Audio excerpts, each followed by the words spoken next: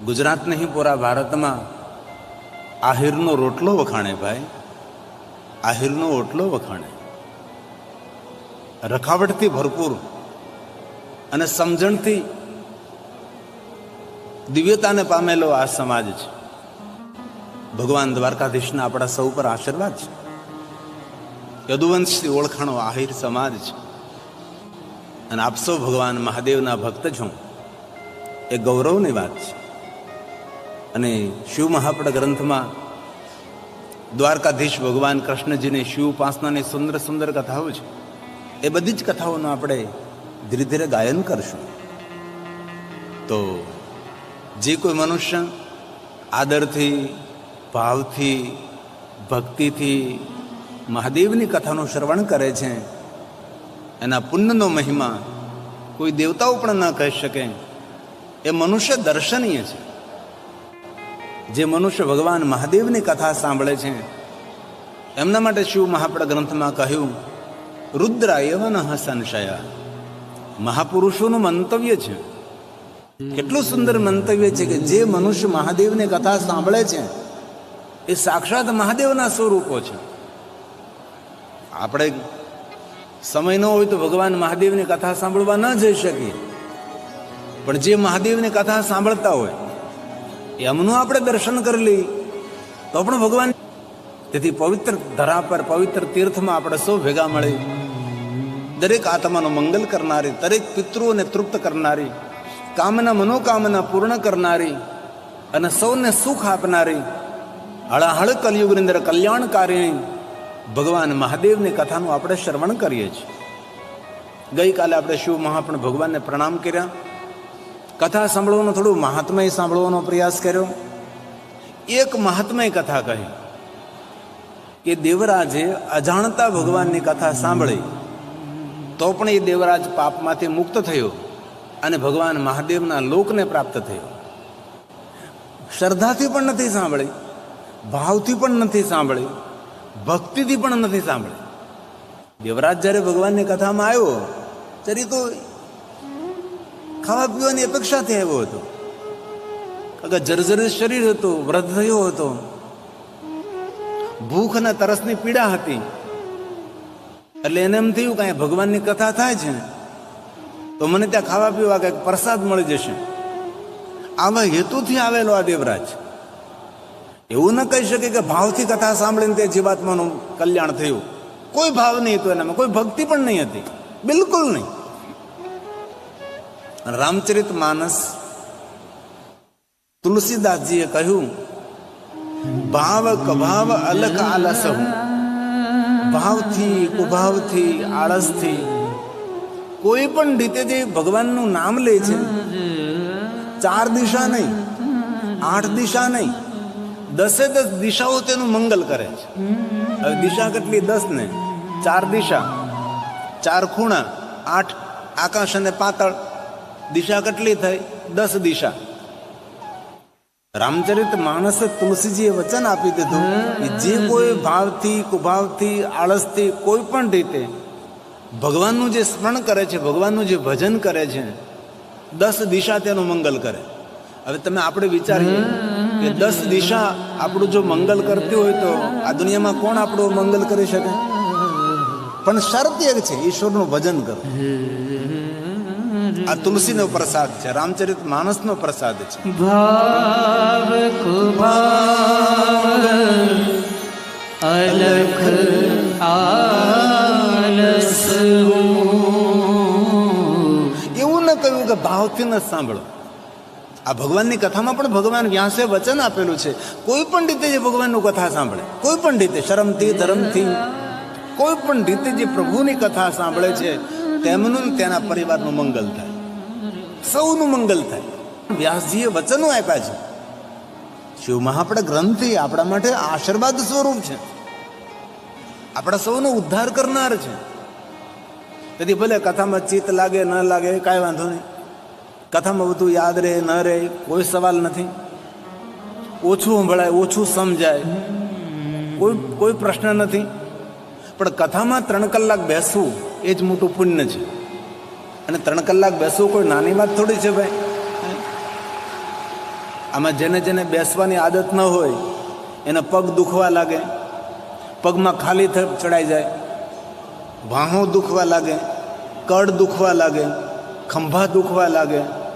જેને સોફો મળી ગયો તેને તો લીલા લહેર, બાકી જેને સોફો ન મળ્યો હોય અને જે પલોઠીવાળા નીચે બેઠા હોય એને કેટલી તકલીફ પડે હે ને. તેથી આ એક તપ છે, આ એક સાધના છે, આ એક અનુષ્ઠાન છે. હું જાણું છું બેસવાની એટલી બધી સૌને પ્રેક્ટિસ ન હોય, 3 કલાક એક ધરું બેસવું એટલે અઘરું પડી જાય. પણ જે કથામાં બેસે છે ભગવાન તેનામાં બેસે છે, ભગવાન તેના હૃદયમાં નિવાસ કરે છે. તેથી કથા સાંભળનારને સાક્ષાત રુદ્ર તુલ્ય કહ્યો છે, સાક્ષાત ભગવાનનું સ્વરૂપ કહ્યું છે તેને. તે મનુષ્યના મંતવ્ય, આ મહાપુરુષોનું મંતવ્ય છે. શિવ મહાપડા ગ્રંથોના શ્લોક છે. કોનું મંતવ્ય? યે શૃણવંતી મુનેશેવં પુરાણં શાસ્ત્રમુત્તમં તે મનુષ્યાન મંતવ્ય. તે મનુષ્યના મંતવ્ય. કેવું મંતવ્ય છે? રુદ્રાએવન સંશય. इसमें કોઈ સંશય નહીં. કોઈ પણ માણસ જે ભગવાનની કથામાં બેઠા છે સાક્ષાત રુદ્ર તુલ્ય છે. આ મારી વાત ઉપર સંશય નહીં કરશો એવું ભગવાને કહ્યું. રુદ્રાએવન સંશય. રુદ્રાએવન સંશય. સાક્ષાત રુદ્ર તુલ્ય છે. તેથી ભાવથી કથા સાંભળો તો કુભાવથી કથા સાંભળો. કથા આપણું કલ્યાણ કરે છે. રામચરિત માનસ ભાવ કુભાવ અલખ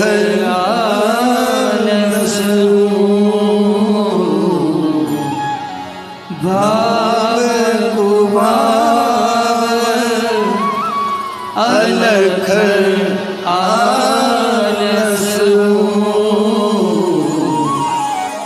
નામ પતમં દિશી દશો. નામ પતમં દિશી દશો. જે કોઈ ભગવાનનું નામ લે છે 10 દિશા તેનું મંગલ કરે છે. તેથી કથા સાંભળતા બધી વાતનું ભલે આપણે અનુસરણ ન કરી શકીએ, પાલન ન કરી શકીએ, કારણ કે આપણે સંસારી ભાઈ, વ્યવહારની જવાબદારી, સામાજિક જવાબદારી, કુટુંબિક જવાબદારી, કેટલી જવાબદારીઓથી આપણે વીંટળાયેલા ખોવાયેલા માણસો. તેથી બધું જ આપણાથી નહીં થઈ શકે. આપણાથી મોટા મોટા યજ્ઞો નહીં થઈ શકે, આપણાથી મોટી મોટી પૂજા નહીં થઈ શકે, આપણાથી દુર્વાસા મુનિ જેવું તપ ન થઈ શકે. અરે દ્વારકાધીશ જેવું તપ ન થઈ શકે. દ્વારકાધીશ કૃષ્ણ ભગવાને કેટલું તપ કર્યું છે. હિમાલય પહાડમાં બદ્રિકા આશ્રમમાં જઈને, કૈલાસની બાજુમાં બેસીને આવું કઠિન તપ આપણે ન કરી શકીએ. અને સતયુગમાં તપનો પ્રભાવ હતો. ત્રેતાયુગની અંદર યજ્ઞોનો પ્રધાનતા હતી, દ્વાપરમાં પૂજાની પ્રધાનતા હતી. અત્યારે ચાલે કલયુગ, તો કલયુગમાં શું કરવું? ભજન કરવું. નહીં કલી કર્મ ન ભક્તિ વિવેકો રામ નામ અવલંબન એકું. કલયુગમાં મોટા મોટા યજ્ઞોનો સંપન્ન થઈ શકે આપણાથી. કલયુગમાં મોટી મોટી પૂજા ન થઈ શકે. કલયુગમાં કઠિન તપ ન થઈ શકે. કલયુગમાં ભગવાનનું નામ લેવું.